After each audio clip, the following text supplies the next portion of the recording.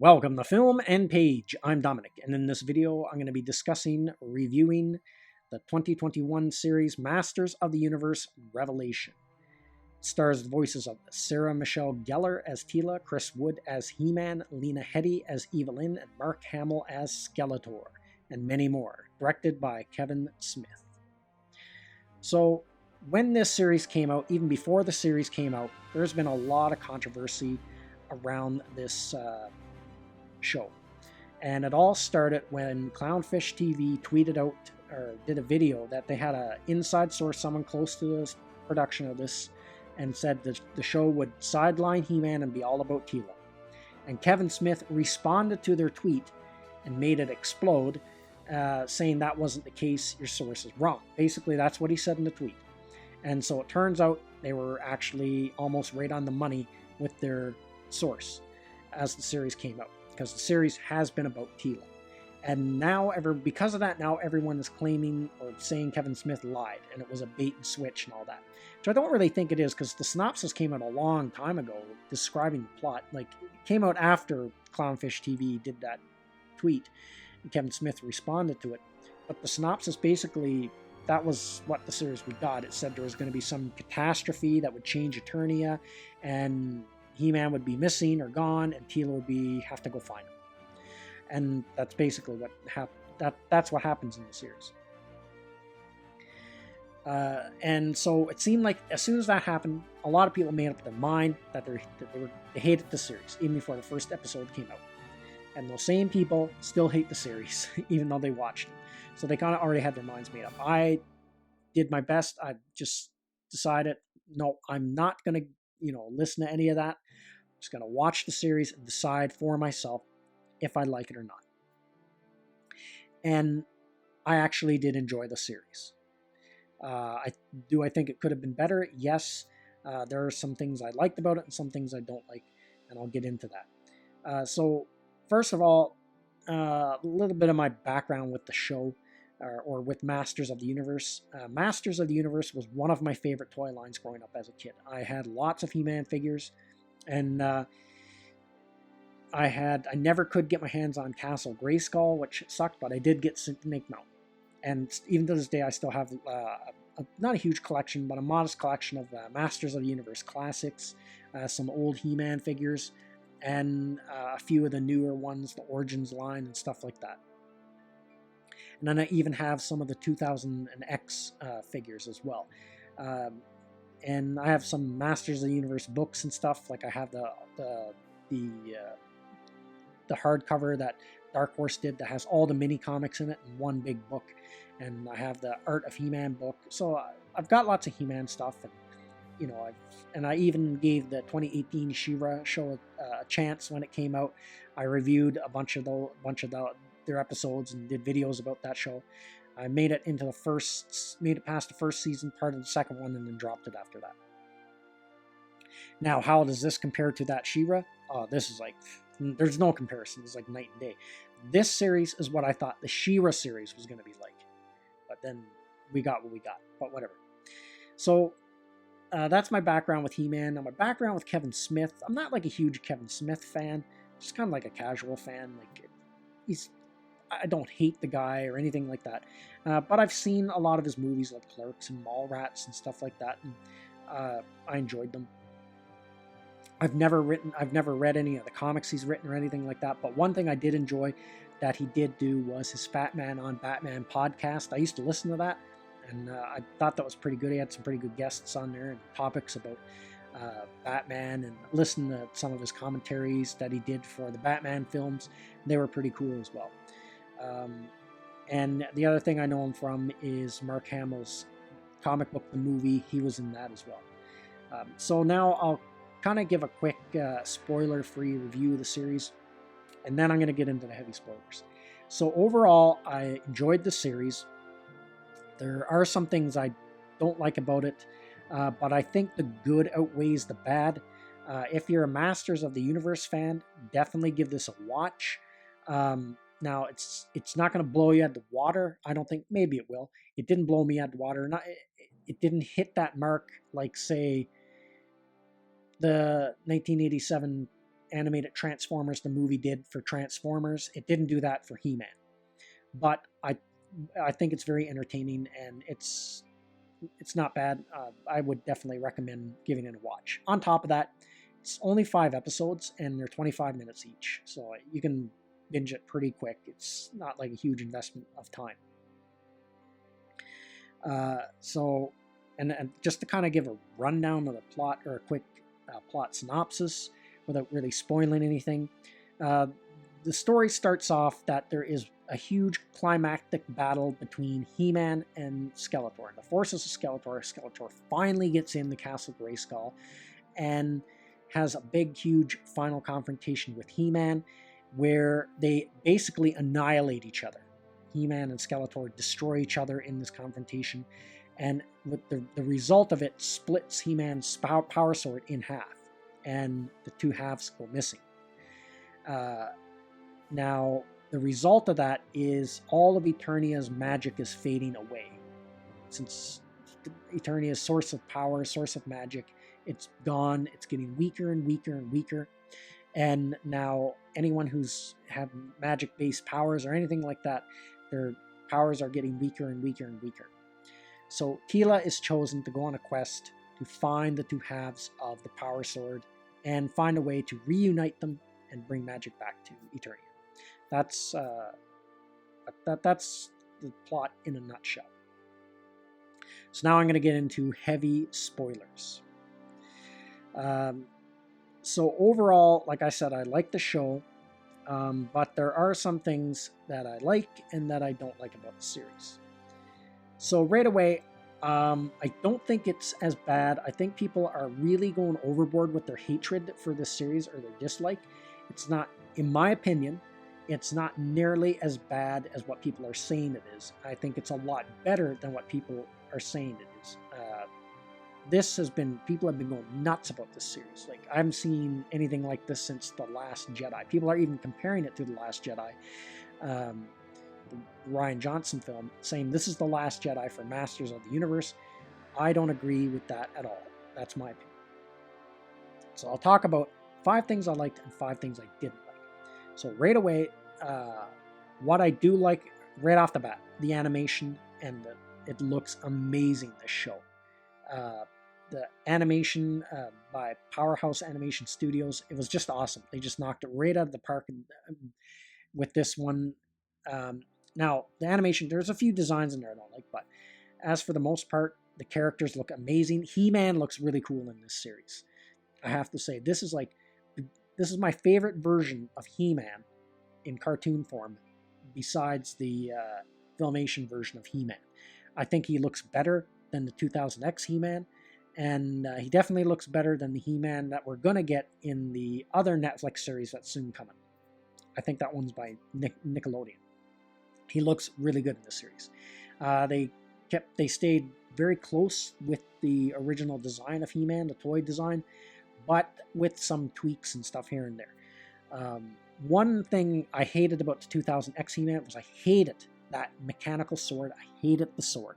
I really did hate that sword. So the animation's great. The other thing I really liked about this series was the score by Bear McCreary. Now, I think he did the score for Battlestar Galactica as well, the reimagined series. I like the score on that, but he did a great job for the score on this. It sounds epic. It sounds like a fantasy. He does a great job. So there's that. Some of the other things I liked about this series was the flashback moments with He-Man and Teela. Especially one moment in particular. It's when Teela's in the net at Snake Mountain, down in that trapdoor. She climbs out using Whiplash's tail, and then they have to fight Whiplash. And I like how they work together, and then He-Man swings her around, and she basically drop kicks Whiplash back into the net that she was in. That whole moment, and then when they're on the pirate ship fighting Skeletor and Merman, and they get saved by Man-at-Arms, like, those flashback moments are really good. I really enjoyed those. And I think that's the series. When you see those flashbacks, I think that's the series people wanted to get, the majority of fans, not what they got. I think that's the series people really want, is what you see in those flashbacks. Um, Now, the other thing I really liked about the series is Mark Hamill as the voice of Skeletor. He did a great job. He kind of sounds a little bit similar to the Filmation version of Skeletor, but he did a great job as Skeletor. I really enjoyed his voice performance for Skeletor. So now some of the things I didn't like, 5 things I didn't like. Right away, Teela's new design. I don't like Teela's new design. I know, and a lot of people don't like it. I know I'm in the majority here, but the shaved head, hair flipped on the side, that's gotta go. Like, it's been, and not that that's a bad hairstyle. I've actually dated a girl that had that hairstyle, and I find that depending on the woman's face, they can pull it off, and it is an attractive hairstyle. But it has become like so overdone, and it's almost like a trope.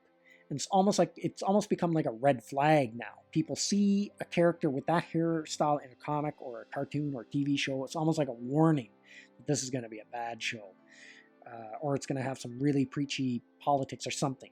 That's how it is. They could have done something different with her hair. Anything besides that. They could have made it short, but just not the shaved hair flipped over. Like, it's just been so done to death at this point. And I think they could have done a better job on her armor and stuff too. Like, what I would have liked to have seen is a female version, because Teela becomes the new Man-at-Arms in this series. A female version of the Man-at-Arms armor on Teela. That would have been cool. And then some of the dialogue was a little bit ropey, a little bit pointy. Like Teela's "I'm your worst nightmare" when she says that scareglow is just like, oh, come on. That's been done so many times. Like, couldn't have come up with anything more clever than that. The other thing I didn't really care for was the idea that Castle Grayskull is an illusion to cover up another castle.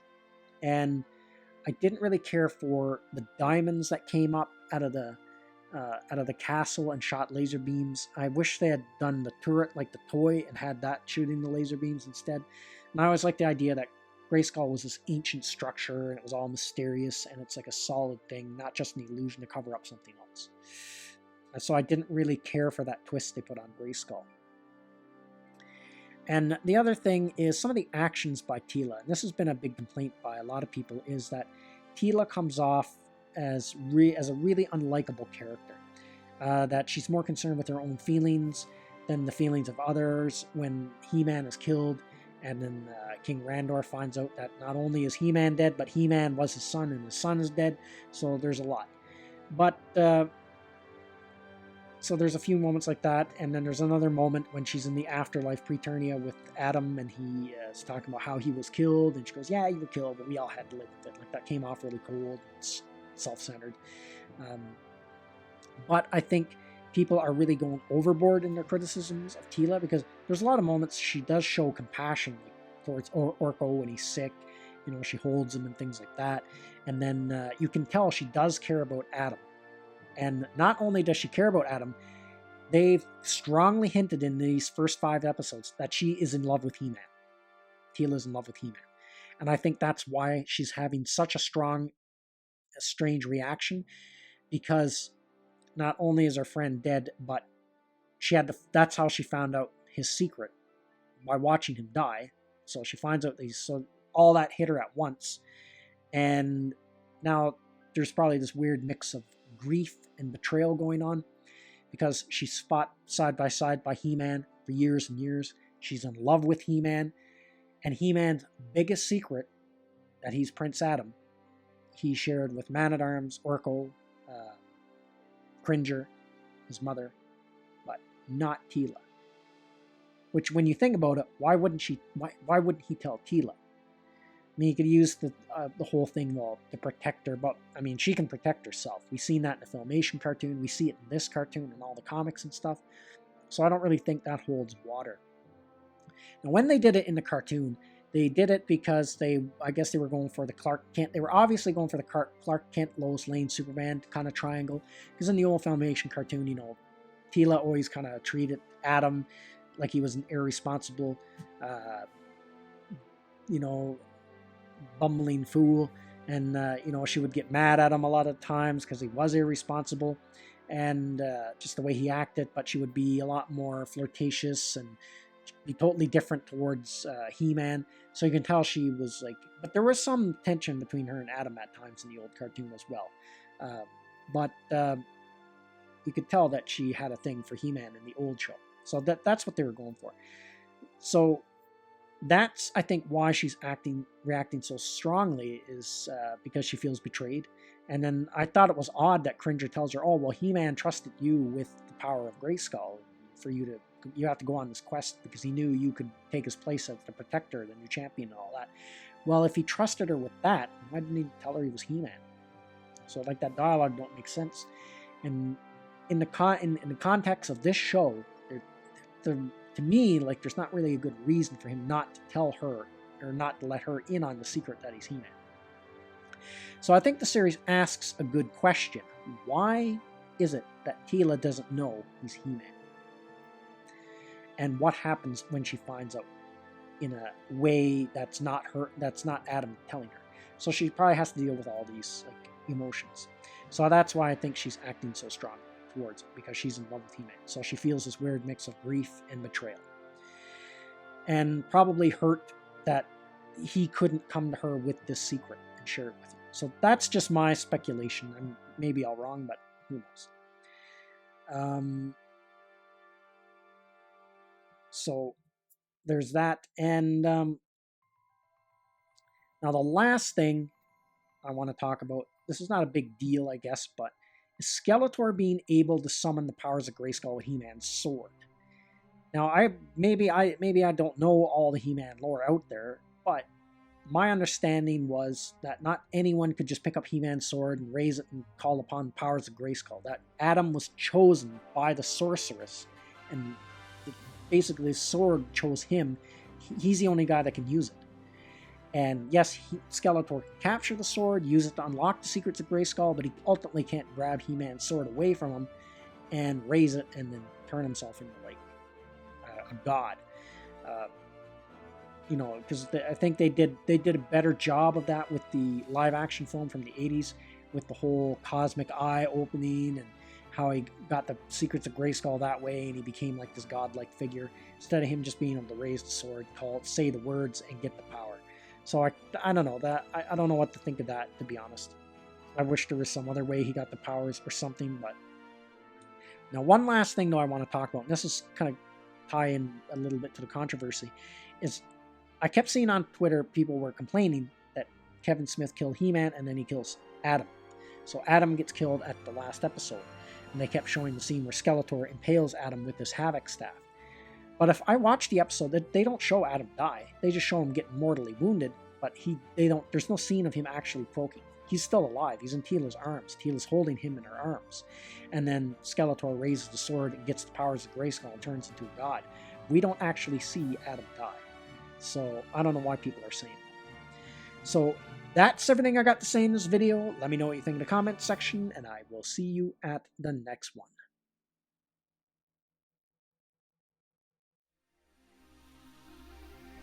I'd like to say thank you to all of my subscribers.